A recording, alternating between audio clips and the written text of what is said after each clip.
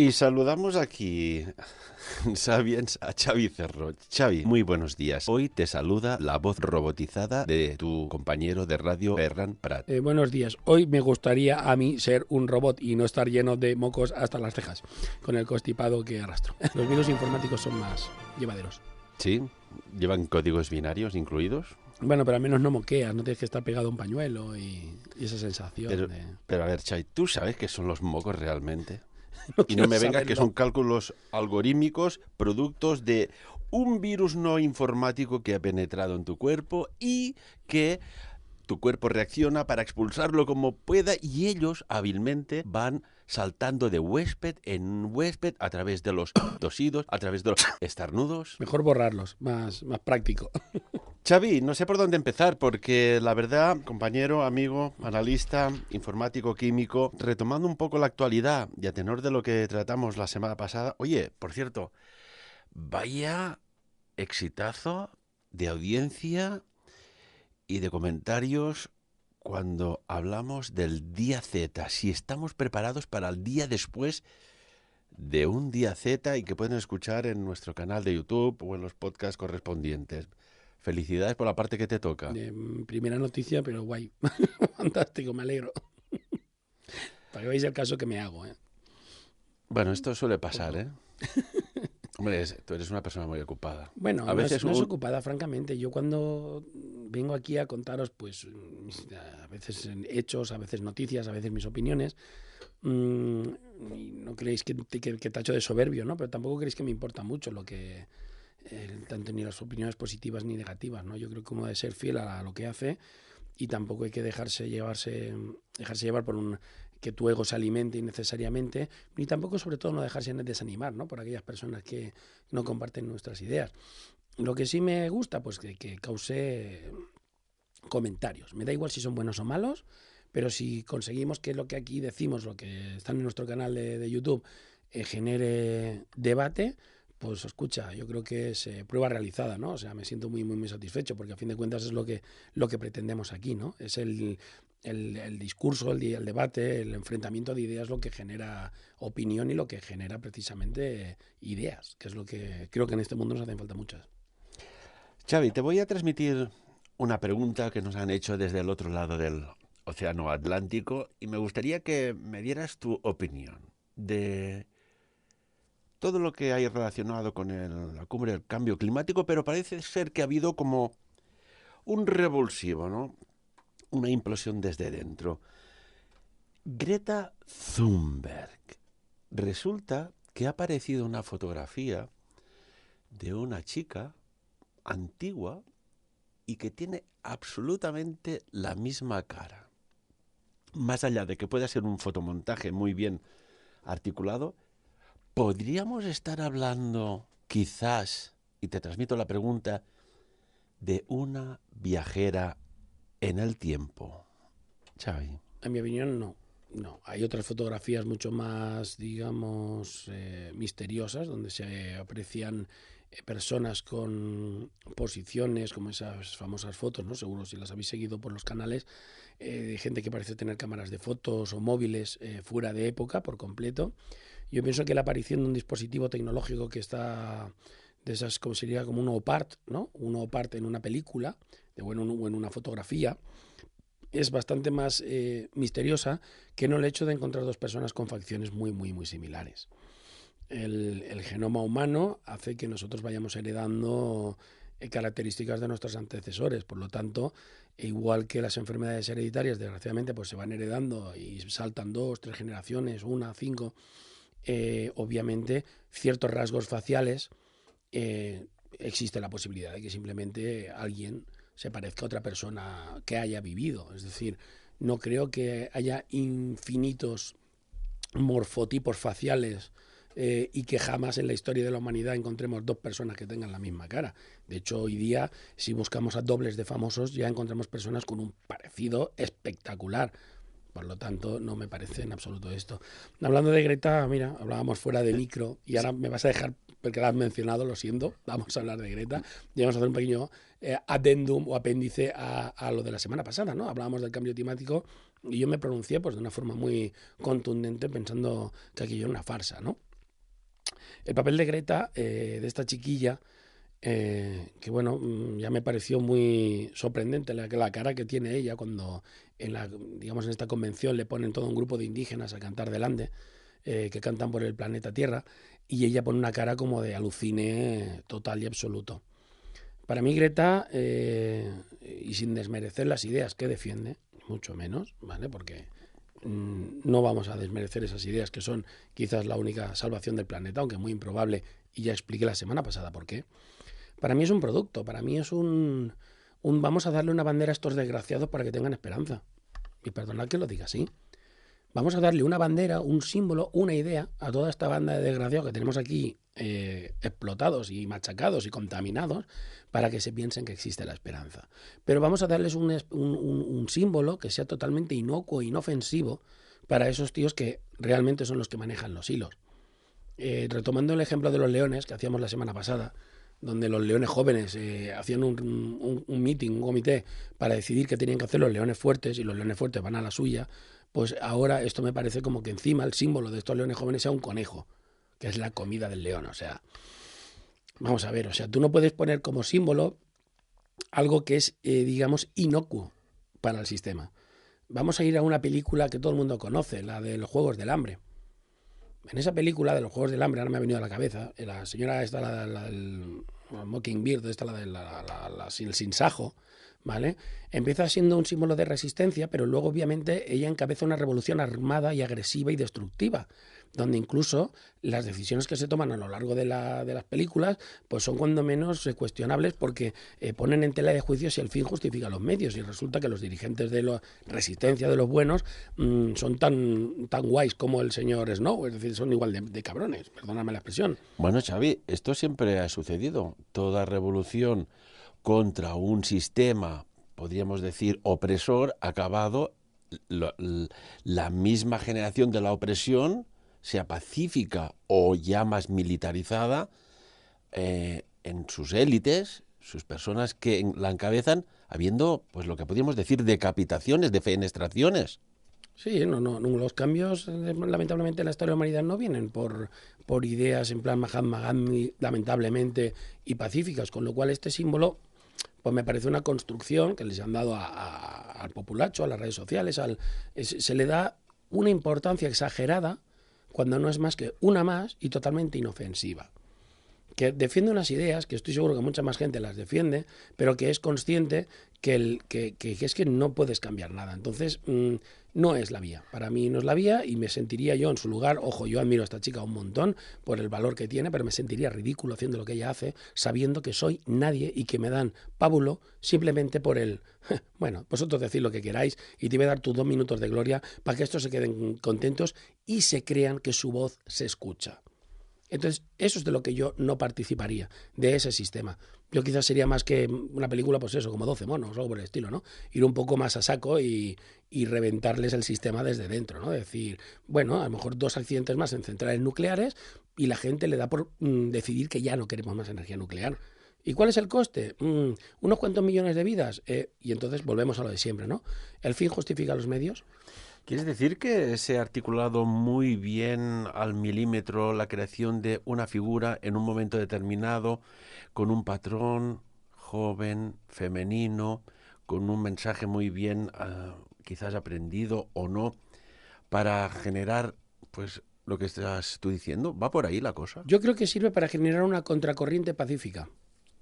Sirve para apaciguar los ánimos, porque realmente, al menos en mi parecer, y aquí vuelvo a dar mi opinión, si hay que hacer algo al respecto y nos tienen que escuchar, solo se les puede dar en un sitio, y es en el bolsillo.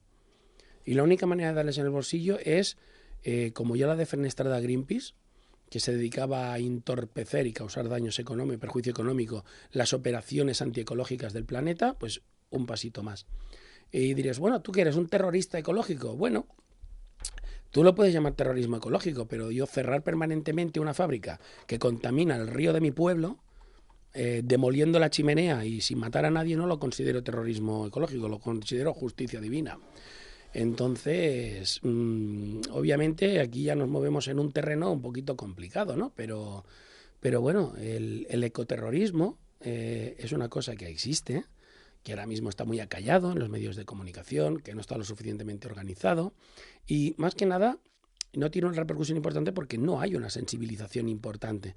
Nos preocupan más temas políticos como la independencia, montar repúblicas de mejor o menor caire, ¿vale? Y ya lo he dicho todo, que no cosas más importantes, ¿no? Porque gobernar en una tierra árida y devastada, ser el rey del vertedero, gobernar en Chernóbil, pues tampoco creo que te hagas una aspiración política. Y creo que tenemos problemas más graves, pero todavía no ha llegado ese momento de sensibilización.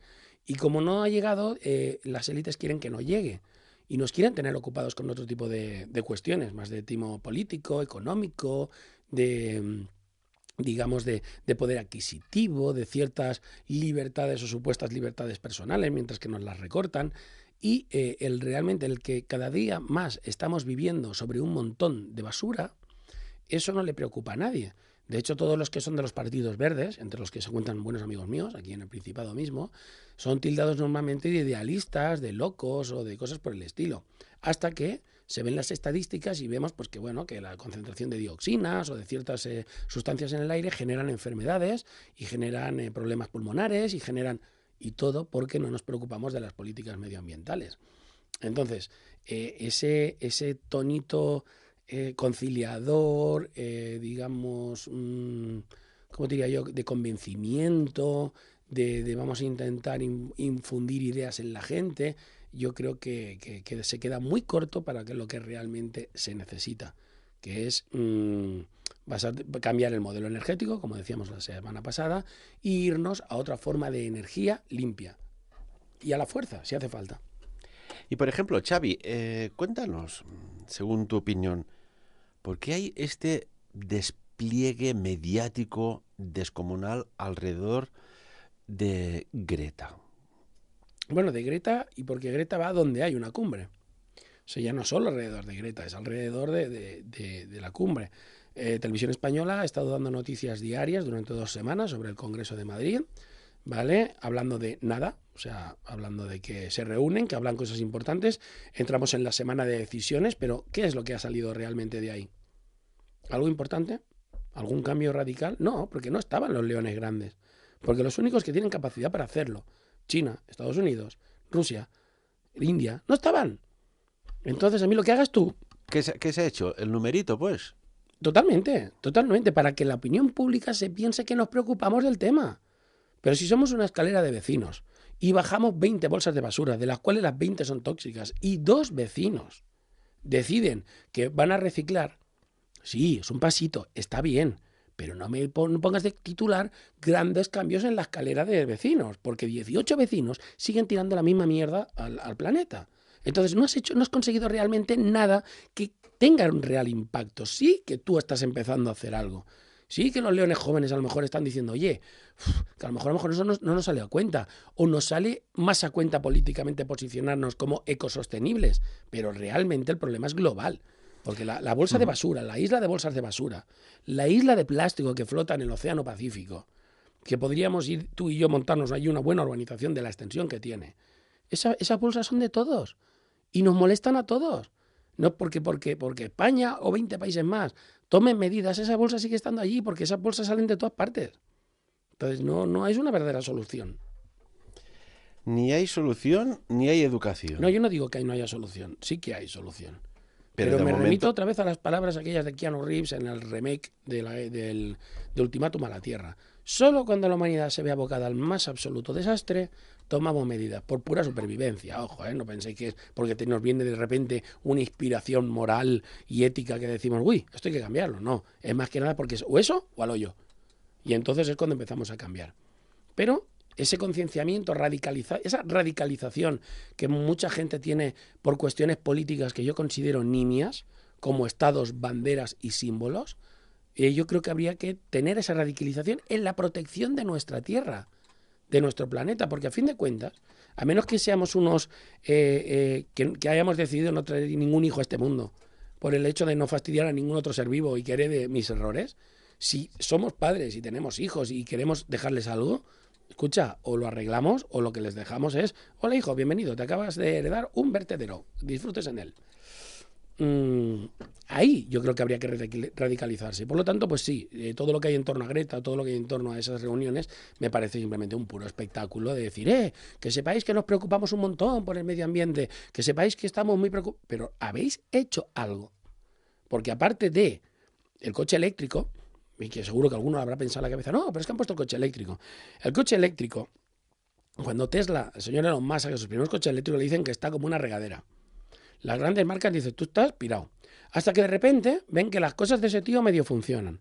Y dices, hostia, si podemos coger y obligar a los gobiernos, como está pasando, a que prohíban el coche normal y todo tenga que ser eléctrico, es volverles a obligar a todos a recomprar coches que yo voy a fabricar ahora. Las grandes marcas que primero decían que el señor Elon Musk estaba como una cabra, Mercedes, Opel, Renault, todas ahora fabrican coches eléctricos. Tan loco no estaría, ¿no?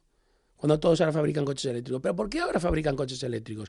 Porque misteriosamente ya no es una opción de elección, sino que ahora las ciudades endurecen el acceso de coches antiguos de combustión interna al núcleo de las ciudades, como está pasando en Barcelona, con Central Madrid y como en otras muchas ciudades europeas, y además no solo subvencionan, sino que ya advierten que de aquí a X años solo podrán circular coches eléctricos. Escucha, eso es como si yo ahora cojo y os prohíbo a todos comprar PCs.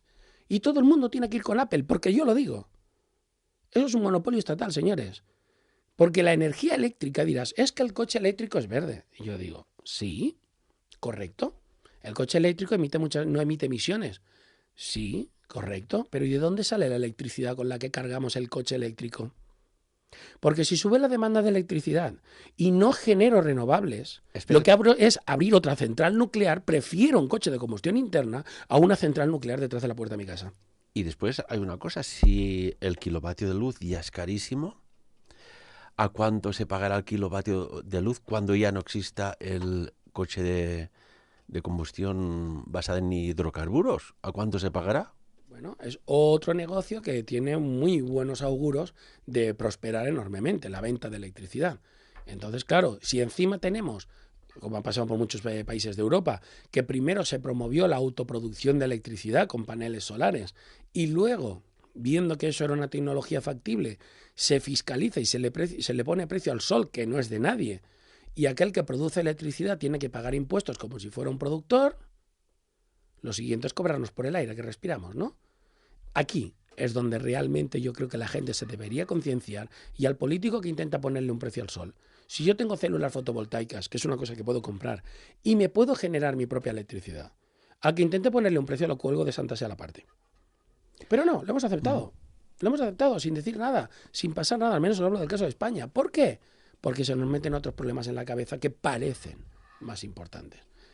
Y por ejemplo, Xavi,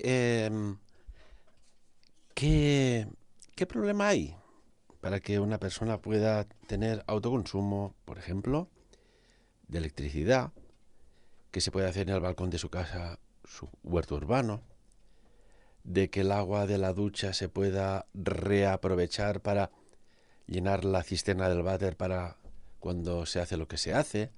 ¿Qué pasa aquí? ¿Por qué hay tanta lentitud, tantas pegas y tanta poca facilidad para generar todos estos cambios? Muy fácil, porque permitir que una persona tenga su huerto urbano, o los que viven en zonas no urbanas, su huertecito donde sea, que pueda reciclar agua, que pueda generar su electricidad y que pueda hacer toda esta serie de, digamos, cosas que le permiten ser más autónomo, es perder un cliente, señores.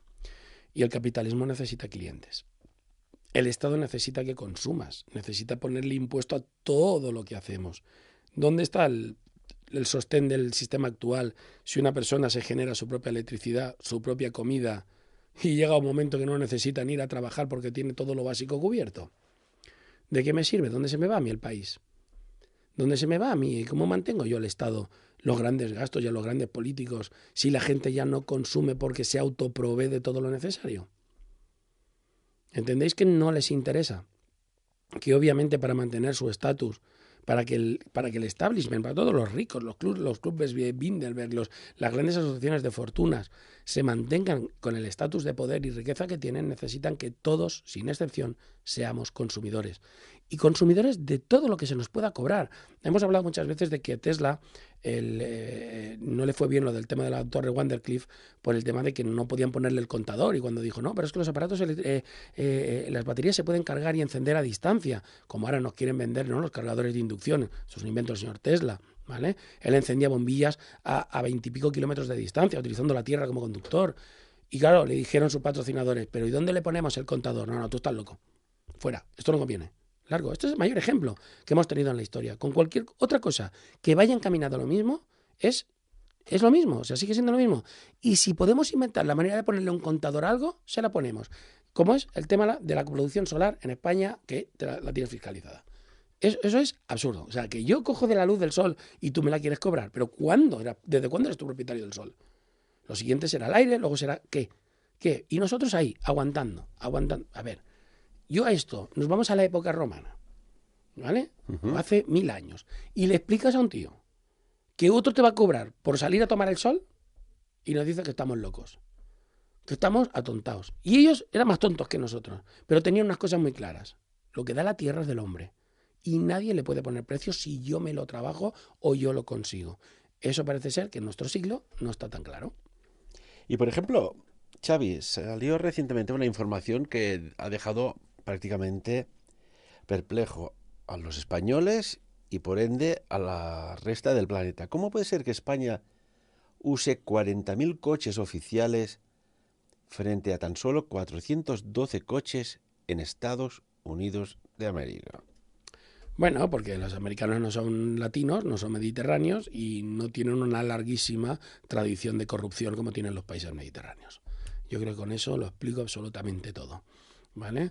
Lo de vivir del cuento, vivir de las administraciones, aprovecharse, es inherente a toda la cuenca mediterránea. No es un problema español, ¿vale? Es inherente a todos aquellos países, digamos que quizás herederos, ¿no?, del Imperio Romano, ¿no?, donde quizás pues ese ser funcionario del imperio pues te daba una serie de, digamos, de ventajas o de garantías que eran muy codiciadas por todo aquel que era ciudadano. Por lo tanto, digamos que todavía no nos hemos conseguido librar de esto. Otros países, pues, por ejemplo, europeos y no mediterráneos, como son los países nórdicos, nos hemos encontrado noticias sorprendentes como congresistas que han dimitido por gastarse 1,50 € de la tarjeta del partido, por comprarse unas medias que se le habían roto a una señora, ¿vale? Fue con la tarjeta del partido y como era un gasto personal, tuvo que dimitir por un gasto de 1 € y algo. Eso obviamente produce risas, jolgorio y un no acabar en los países mediterráneos como decir, pero por favor, si aquí a partir de los 1.000 millones te dicen algo y todavía eres un héroe. Son conceptos, son ideas de lo que es la honestidad, de lo que es se les llena mucho la boca ahora, por ejemplo, a muchos partidos, ¿no?, de símbolo más bien de ultraderecha por las zonas del sur, de orgullo y de sentimiento patriótico. Si robar al país es patriotismo, si ser un corrupto es patriotismo, pues bueno, así es como se entiende aquí en la zona sur, al menos. Cuando digo sur es el sur del Mediterráneo, el sur de Europa, no hablo de eso de España. Grecia, Italia, todos padecen, digamos, de la misma enfermedad, por así decirlo. Es mi opinión, pero seguro que muchos estáis de acuerdo. Y Xavi, por ejemplo, aquí mira que hace años que hablamos de ojo con la que se avecina con las inteligencias artificiales, que después serán autónomas y después ya veremos qué. Pues ya es realidad y creo que deberíamos hablar y nos des tu opinión sobre el proyecto que parecía imposible y secreto ha salido a la luz y se llama BERT, BERT. BERT, sí, bueno, más que secreto, no tan secreto, pero digamos que parecía que iba a tardar mucho en desarrollarse. BERT, que como todo en inglés son acrónimos, significa Bidirectional Encoder Representation from Transformers, ¿vale? No son los Transformers estos que son coches y robots, ¿eh? Ya llegarán, ¿no? También. ¿Quién no ha visto de las primeras versiones de la Guerra de las Galaxias aquellos ingenios voladores? Y ahora ya tenemos, ya hay prototipos y funcionan de drones voladores, el coche dron volador. Esto ya en realidad, pues lo que dices tú ya también nos avanza un poco, ¿no? Sí, bueno, no sé qué función tendría una tostadora robot o un robot que se transforma en camión, pero bueno, independientemente de esto, se publicó en 2018 los papers son las comunicaciones que tienen allí tecnológicamente. Te digo, allí es obviamente Estados Unidos y BERT tiene que ver con Google. Google lleva más de 20 años, indexando y ordenando toda la información de la Internet, recordamos, visible. Hemos tenido programas ya hace tiempo aquí donde explicábamos que Google indexa no representa quizá como mucho el 20% de toda la información que hay en la web. El resto se considera deep web.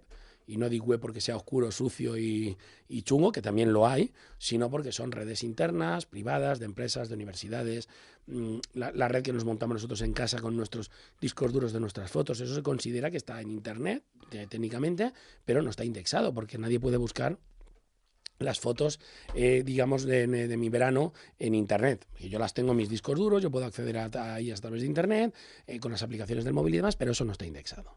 Bueno, el caso es que de la parte indexada pues llevan 20 años y han conseguido posicionarse como el buscador número 1 de Occidente. Y digo de Occidente, que os quede muy claro. China no es en Google, no está en China, ¿vale? Que eso ya hablaremos quizás otro día de qué problema hay de que las tecnologías y las ideas y los inventos chinos no se puedan encontrar con Google. Porque recordamos que ya hemos dicho que ellos se están posicionando como los número 1 en desarrollo. Si quieres estar al día de las verdaderas noticias, y ahora os lo digo yo, por ejemplo, que vengo a hablaros de esta sección aquí, si yo quisiera estar realmente al día de lo que está pasando, yo tengo que cambiar mi navegador de Google por otro, chino, y aprender chino. Porque allí es donde se está cociendo ahora todo realmente. Pero también el acceso desde fuera de China a esas redes está restringido. Porque los chinos, igual que hacen los americanos, consideran que es secreto nacional y tampoco permiten mucho el acceso. Conchar que en China Internet es el lugar donde más filtrado está el acceso de entrada y de salida. Ni los chinos pueden visitar todo lo que quieren, ni los de fuera pueden entrar en todas las páginas que quieren chinas. ¿Vale? Pero bueno, eso es una cosa que podemos hablar en otro momento. El caso es que los de Google ponen en funcionamiento esta semana, en 70 lenguas, incluido el castellano o el español, como queréis llamarlo, ¿vale?, su nueva IA de algoritmo de búsqueda. ¿Vale? ¿Qué problemas tenía el algoritmo actual para que sea tan relevante la puesta en funcionamiento de esta inteligencia artificial? Cuando hasta ahora vosotros busquéis en Google, muchas veces, con cara de fastidio, veréis que no habéis introducido la cadena de palabras correcta para encontrar lo que queréis. ¿Vale? Y que tienes que un poco adivinar qué palabras espera Google que le pongas en la búsqueda para encontrar aquello que buscamos. Y para aquellos que trabajamos con Internet buscando información todos los días, como yo mismo, nos convierte un poco en unos artistas de decir, no, es que para encontrar esto las palabras que has de utilizar son esta, esta y esta. Porque si no el algoritmo no te encuentra lo que tú buscas. Vale, eso genera un problema para Google y para mantenerse como el buscador número 1 planetario, por así decirlo, de Occidente, ¿vale? Por número de visitas. Y es que aparte de que el 20 o 15% de las búsquedas son inútiles, a ellos se les produce cada día un 15% de las búsquedas que tienen en su buscador son nuevas búsquedas. Es decir, son cadenas de palabras que no se habían registrado hasta el momento. Esto es sumado todo Google, sumado todos los idiomas y en todos los países que se utiliza, ¿vale? El 15% de las búsquedas no se habían utilizado anteriormente. Vosotros sabéis que cuando nosotros nos podemos a buscar algo que ya había buscado otra persona previamente, debajo se nos abre toda una serie de sugerencias para completar la frase, con todas las búsquedas que ya mucha gente ha realizado. Sin embargo, si no nos pone nada, desconfiad de vuestra búsqueda, al menos hasta ahora, porque significa que hasta ese momento nadie había buscado esa combinación de palabras. Con lo cual va a ser muy difícil que Google la encuentre. ¿Qué es lo que aporta esta inteligencia artificial que, como digo, se pone en funcionamiento esta semana? Pretenden que esta IA demostrarnos que comprende una cosa que yo decía hace unas semanas que faltaba mucho, y es comprender las búsquedas por contexto. Pausa. Por contexto. ¿Qué significa eso? Significa que la máquina va a entender cuando yo le digo, por ejemplo, vamos a utilizar la palabra en castellano, cambiar. Si le digo cambiar cromos, es una cosa. Si le digo cambiar rueda, ya no es intercambiar. El sinónimo ya no es intercambiar. Es reemplazar. Tengo que quitar una rueda para poner otra. Si digo cambiar brillo de mi pantalla, no es ni una ni la otra, es ajustar. Todas las lenguas, y el castellano como una de las más ricas del planeta, tiene un fabuloso diccionario de sinónimos, ¿vale? Y antónimos, donde nos sugiere toda una serie de sinónimos para cada palabra. Pero cuando nos vamos a esa lista de sinónimos, vemos que muchos de ellos no son aplicables por contexto. Entonces, lo que esta IA hace es, con unas redes neuronales que han creado de inteligencia artificial, va a coger cada palabra de nuestra búsqueda, la va a puntuar para intentar averiguar cuál es la relevancia que tiene cada palabra dentro de la frase. Y entonces hacer las búsquedas en referencia. Por ejemplo, si yo buscara comprar medicamentos para alguien, y lo buscáis ahora en Google, que no está activado, nos ofrecerá un montón de farmacias online y cómo comprar medicamentos. Pero no nos va a ofrecer información de qué es lo que necesito para ir a una farmacia a comprar un medicamento, por ejemplo, yo para ti, Ferran. ¿Qué es lo que realmente estoy buscando?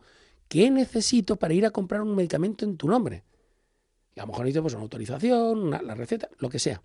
¿Vale? Google va a pretender comprender eso. ¿Qué pasa si lo consiguen? Que tendremos realmente esa conversación que sale en las películas de ciencia ficción, donde el robot, la IA, entiende todo lo que le decimos, entiende las bromas, entiende las pullitas y entiende el contexto. Al inicio del programa hacía un poco de sentido del humor, de que era una voz robotizada de Ferran Prat, ¿no? Esto está aquí también.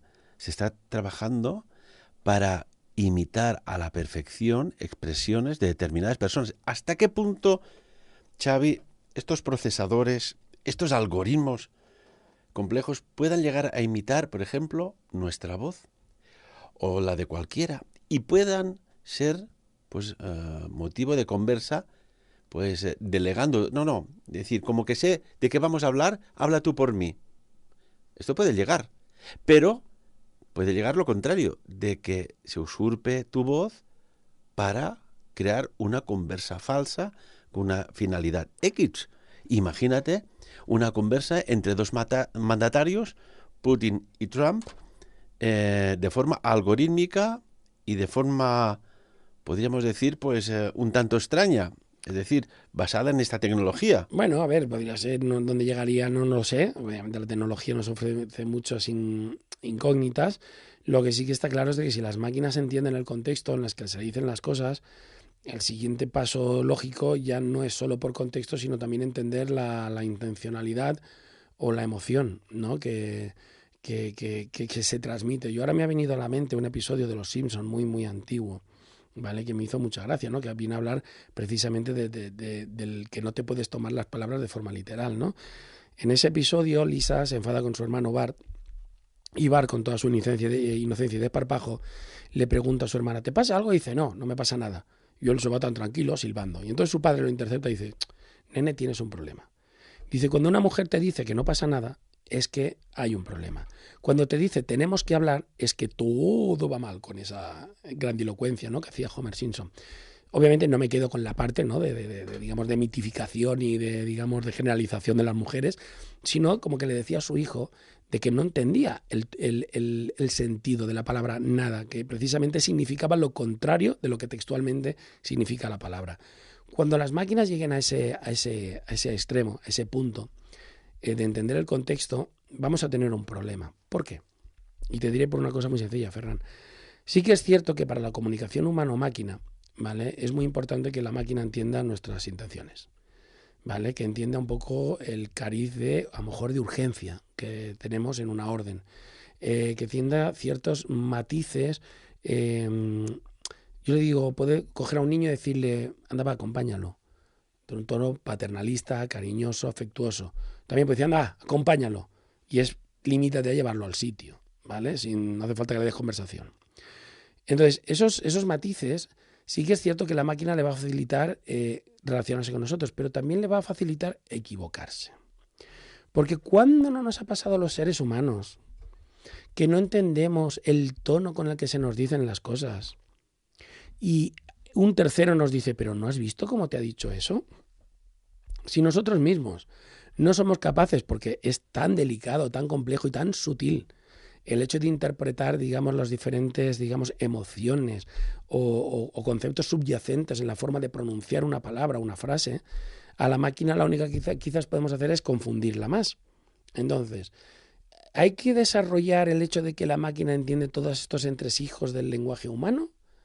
¿O educamos al humano a entenderse con las máquinas de forma inequívoca, en un lenguaje sencillo, plano, no interpretable, para así conseguir de ellas lo que exactamente necesitamos de ellas?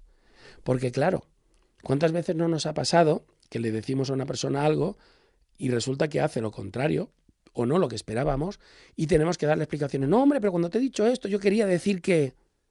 Y todo porque el sentido figurado, ese sentido extra, no lo ha entendido. Entonces, yo lo que me he planteado con esta noticia, por un lado me parece guay que ayuden a la gente a encontrar lo que buscan, porque es el objetivo de Google, que interprete dentro de una frase a qué es lo que yo creo que le doy importancia, pero si eso lo desarrollamos mucho, yo realmente quiero una IA interpretativa que también me pueda malinterpretar y hacer lo contrario de lo que yo espero de ella. No sé, es una pregunta que os lanzo. ¿Merece la pena investigar y gastar tiempo en hacer IAs interpretativas? ¿O es mejor educar, como hemos educado al humano en el uso de un ordenador o de un smartphone, a usar las IAs y comunicarlos en lenguaje IA de manera que hagan exactamente lo que nosotros queremos? No sé, quizás cuando hablabas de Los Simpson, Xavi, el próximo guionista de Los Simpson, más allá de Richard Appel, Bob Bendelson, Gary Apple, Jack Barth, etcétera, etcétera.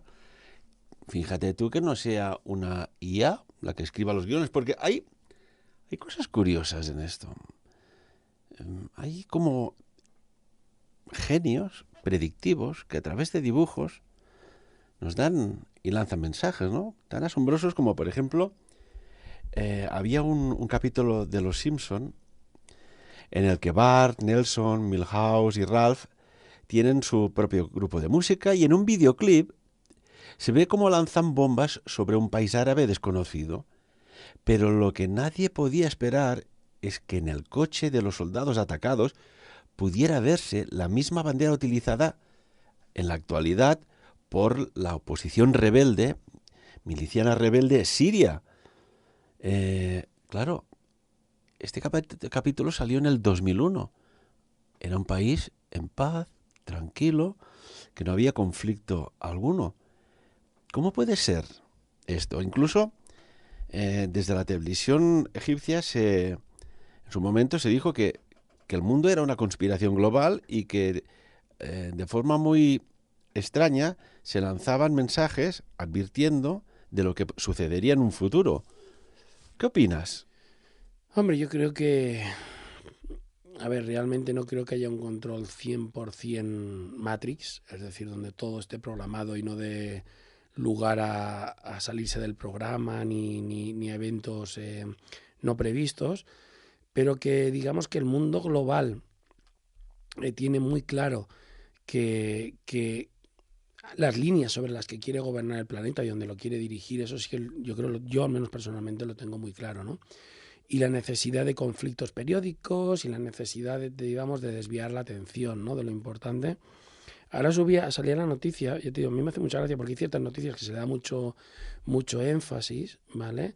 Y los medios de comunicación yo creo que se limitan a darlas aquello que en el menú les dan, que pueden decir, y no se busca causa y efecto muchas veces, ¿no? Cuando toda la vida nuestra y nuestro planeta lo dice el Merovingio, ¿no? Cuando Matrix, precisamente en la película, se van con Neo y con Trinity a verlo para buscar al hacedor de las llaves, me parece que es, él dice que donde otros ven coincidencia, él ve causalidad. Causa-efecto. Entonces, esa causa y efecto, yo estoy de acuerdo con lo que decía ese personaje, ¿no? Parece que lo queremos perder de perspectiva. Hoy salía en la prensa que Rusia se le prohíbe el acceso a toda competición deportiva, ¿vale?, incluidos los Juegos Olímpicos, durante 4 años porque la acusan de un dopaje sistemático, ¿vale? A mí eso me parece, y estoy de acuerdo con el señor Putin, una decisión política, porque, señores, juzgar a miles de deportistas de unos supuestos actos cuando un análisis de sangre lo demuestra, me parece un ataque de guerra fría contra Rusia. Qué misterio que Rusia, que es un gran productor de petróleo, por cierto, señores, acababa de decidir hace una semana, junto con los amigos árabes de Estados Unidos, el país tan guay de las democracias, las libertades, que apoya a un régimen islámico que mata gente, encierra, tiene presos políticos, no deja a las mujeres hacer nada sin permiso de un hombre. Pero bueno, son los adalides de la libertad, ¿eh? Habían decidido entre Rusia y Arabia Saudí de reducir la producción de petróleo, lo que va a encarecer los precios del petróleo en todo el mundo. Qué curioso, ¿no? Hace una semana estos señores pactan porque son los productores mundiales, y ahora, esta semana, yo te prohíbo deportivamente participar en ningún tipo de acto. Causa, efecto, no tiene relación. El tema de la injerencia rusa en las elecciones norteamericanas lleva casi 4 años arrastrándose y no se ha demostrado nada. El tema del dopaje ruso lleva como 8 o 10 años arrastrándose y no se ha demostrado nada. Ahí están los análisis de sangre que dan negativo para muchísimos miles de deportistas rusos, pero nosotros vamos a actuar de forma política. Entonces, aquí es donde la política, y a mí y esto me ya parece el grado máximo del cinismo que hemos heredado en esta era. Esta mañana estaba viendo un programa donde estaban debatiendo sobre la formación del gobierno en España, que si el PSOE tiene que gobernar con Esquerra Republicana, que si las peticiones que le hacían. Y entonces ponían sobre la mesa que Esquerra Republicana le pedía al PSOE que liberara al señor Junqueras porque políticamente se puede hacer, ¿no? Y el PSOE le contestaba que ellos no pueden, porque políticamente ellos no pueden intervenir en las sentencias judiciales. Vamos a ver, no seamos hipócritas. A esa gente se la metió en la cárcel por una cuestión política. Fueron los políticos los que presionaron para que esas sentencias se cumplieran. Cuando hay que deshacerlo, entonces tú dices que no tienes ningún tipo de injerencia. Esto no pasa en España, pasa a nivel mundial. Las leyes están hechas a medida de las presiones políticas. Entonces, que luego se quieran desentender y quieran decir que un organismo X es independiente y que yo no he tenido nada que ver, como el hecho de hacerle esto a los rusos, es para reírse, francamente. Entonces, hay que entender, como tú decías, que todo es un juego global, donde los actores, aunque no nos lo parezcan, esto es como un ajedrez donde hay 8 piezas importantes. Imaginaros que estamos jugando una partida de Fortnite o del WoW. Tenemos 8 personajes de nivel 99, que son Rusia, Estados Unidos, China, la India, Brasil. Y luego tenemos un montón de personajillos que corretean por ahí de niveles 30, 10, 15, 18, que se tienen que asociar con unos y con otros a ver si se están con suerte en el bando ganador. ¿Vale? Pero este es el juego. Y se hará lo que haga falta para que mi bando que yo represento, que obviamente hoy día sigue encabezado de forma relativamente bipolar entre Estados Unidos por un lado y China-Rusia, si quizás acaba de cuajar su asociación, por el otro, y que pueden producir una ruptura. El problema está si aparecen terceros actores. Cuando hablas de terceros actores, Primera Guerra Mundial, Segunda Guerra Mundial, un sistema de provocación continuo económico, ¿estamos jugando con fuego? ¿Estamos incluso pensando que las crisis se provocan, no suceden? Y si se provocan alguna crisis, ¿se puede ir de las manos y acabar en un conflicto bélico a gran escala? Yo creo que se provocan, totalmente se provocan. Yo creo que se provocan. La Tercera Guerra Mundial la veo improbable, quiero creer que es gracias a un gran defecto humano, que es la avaricia. ¿Vale? La veo improbable porque la guerra, si la entendemos como fue la Segunda Guerra Mundial, produjo una devastación tal que los beneficios son solo para el ganador. Pero hay que recordar que incluso ya en la Segunda Guerra Mundial, desde los mismos Estados Unidos, habían intereses enfrentados. ¿Vale? Es decir, había gente y grandes magnates norteamericanos que apoyaban a los nazis y les dieron mucho dinero. ¿Vale? Bueno, y lo que no sabe entre muchísimo... ellos Henry Ford. Y después hay muchas personas que no saben que la Segunda Guerra Mundial, la invasión de Polonia, fue muy bien calculada y fue un ataque en pinza por la parte del este, por la URSS, la Unión de las Repúblicas Socialistas Soviéticas en aquel momento, y por la parte occidental, por la Alemania de Adolf Hitler. Se repartieron el país, básicamente. Es decir, dicen... Hubo el acuerdo de Brest-Litovsk. Sí, dicen, es que la Segunda Guerra Mundial empezó con la invasión... No empezó con la invasión alemana de Polonia. Fue con el reparto de rusos y alemanes de Polonia. O sea, ni más ni menos. Obviamente yo creo que los polacos muy contentos con los dos no tienen que estar. Por eso, porque obviamente cuando también ha salido, ¿no?, en el nivel histórico de que el polaco tendría que estar agradecido a la URSS de que le liberaran de Alemania, perdona, pero si tú fuiste un invasor también, o sea... Hombre, esto si quieres un día hablamos, ¿no?, del levantamiento de la resistencia de Varsovia, que se levantó precisamente porque las tropas soviéticas estaban muy cerca y esperando a su ayuda se detuvieron y dejaron que las SS diezmaran a cañonazos, bombardeos a a las personas que se habían levantado, ¿no? Y fracasó aquella revolución dentro de una Polonia ocupada por los nazis. Correcto. Bueno, dejando este tema de la Segunda Guerra Mundial, como os decía, yo pienso que esta Tercera Guerra Mundial no será bélica por la avaricia, porque aquí de lo que se trata de donde está el gran conflicto que tenemos ahora mismo, que si Huawei, que si China, que si Estados Unidos, se trata en el reparto del mercado asiático. El mercado asiático, cuando China empieza a ser consumidora, cuando la India ya forma parte del BRICS y su economía empieza a despuntar, estamos hablando que entre esos dos países son 2.000 millones de consumidores. Estamos hablando prácticamente de una cuarta parte de la población mundial. Y eso, controlar quién le vende a esos, es un pastel demasiado grande para que no todo el mundo esté interesado.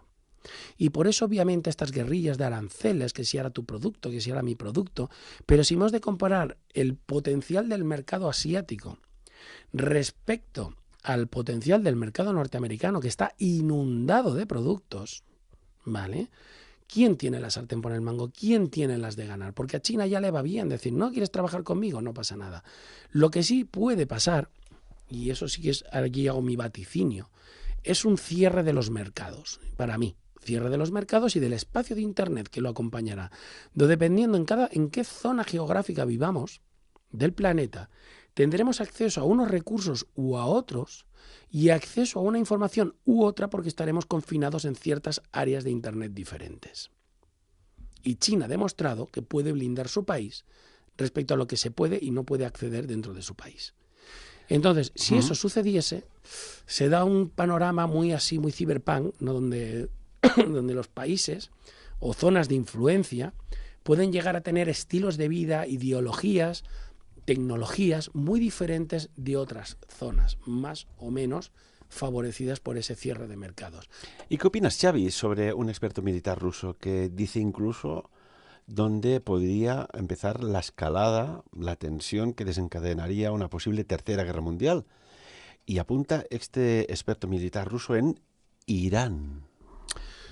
Bueno, a ver, Irán tiene una cantidad de recursos tecnológicos muy importante y es lo que la hace estar siempre en el candelero, ¿vale? Irán ha sido siempre un país estratégico, digamos, muy, muy deseado ya desde los tiempos de las colonias británicas, ¿vale? Todas esas zonas, digamos, colindaban con el Imperio Ruso y obviamente tenían intereses encontrados allí y demás, pero digamos que el posicionarse en Asia con más o menos fuerza, por eso ese interés de los norteamericanos, ¿no? En Irak, la guerra de Irak, en Afganistán también, con los talibanes, etcétera, etcétera, es porque no te puedes quedar fuera de ese mercado, de ese contexto. Entonces, por eso es tan importante lo que pasa en Hong Kong, esas revueltas que están habiendo de forma continua y que los chinos están aplacando a su más puro estilo, ¿vale? Con lo que va a pasar con Japón, con esos conflictos entre Japón y China, que no hay que olvidar que Japón ha invadido China ya en más de una ocasión. Es decir, históricamente el conflicto está servido. Pero es que lo que nos estamos repartiendo es eso, son 2.000 millones de clientes potenciales, de servicios y tecnologías y de productos que hasta ahora ellos no tenían acceso porque el poder adquisitivo era muy bajo. Entonces, claro, ahí todas las empresas presionan enormemente a sus gobiernos, para que veáis, pues obviamente los gobiernos se rinden a los intereses comerciales para defender su posición y para defender el poder vender. De hecho, Huawei, por ejemplo, hemos visto el pollo que ha pasado últimamente con Trump, pero no hay que olvidar que China, a Facebook, a Google, a Cisco, a IBM, no les permite vender en su territorio. Entonces, no hay ninguno que sea más bueno que el otro, eso que os quede claro. Pero estos son las escaramuzas de la próxima gran guerra, que será una guerra, yo creo, comercial. Y para acabar, hubo una mujer conocida como la Nostradamus de los Balcanes, Baba Vanga, perdió la vista de una tremenda explosión, vaticinó que el presidente norteamericano, estadounidense concretamente, número 45, hará caer al país y que la tercera guerra mundial encuentra sus verdaderos orígenes en la primavera árabe. Asimismo, advirtió, el conflicto no cesará hasta el año 2341. Bueno, lo que sí se escribió en su momento, desde muy altas instancias, la alquimia del conocimiento, es que las profecías se escriben, se dicen, para que no se cumplan.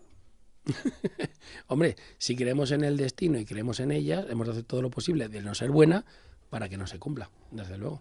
Tú sabes que hay dos maneras de que no se cumplan las cosas. No estando, y así no se cumple, o intentando evitarlo, pienso yo. Hablando de ello, porque no molesta nada más a las élites que están por encima de los que están encima de los que están encima de los que gobiernan a que sepan sus planes. Entonces se desarticula. Bueno, no, porque depende. En todo caso, si empezamos todos los que estamos abajo, esas hormiguitas, que porque somos los que sostenemos la gran pirámide del poder, empezamos a ser conscientes de lo que pasa, algún día a lo mejor las hormigas se paran y ese día la pirámide cae. Siempre, inexorablemente. Recuerda lo que dijo un general de la Wehrmacht alemana cuando invadió Rusia. Que lo busque la gente porque estamos fuera de tiempo. Y, Xavi, tengo que darte las gracias también por este análisis tan profundo, tan complejo, que hemos repasado tantas cosas y que ahí están. Bueno, es un placer, compañeros, como siempre, cada uno que saque sus propias conclusiones, que es lo que aquí pretendemos, y nos vemos la semana que viene. Ni más ni menos. Muchas gracias. Sapiens.